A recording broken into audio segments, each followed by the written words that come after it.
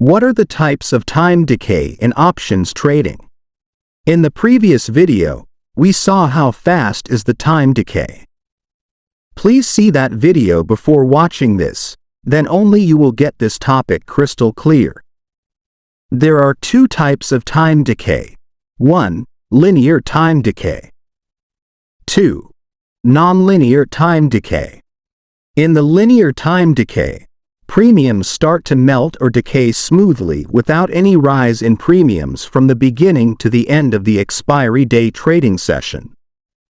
In the nonlinear time decay, premiums start to melt or decay smoothly, and all of a sudden premiums increase in between and melt again.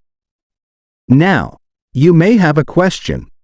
Premiums are rising and falling when the underlying price rises and falls, right? Yes, that's also true, but in options trading, even when the underlying price doesn't move and stays in the same place or consolidates, premiums sometimes rise and fall. That is called nonlinear time decay. Remember, in nonlinear time decay, the sudden rise and fall of premiums is not only because of underlying price moves up or down. Even if the underlying price remains in the same place or consolidates, the premiums rise and fall heavily.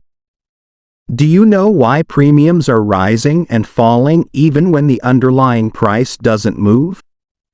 The major reason is because of something very important called implied volatility, IV.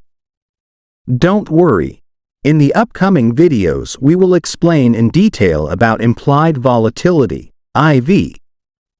Now let's focus only on the types of time decay in this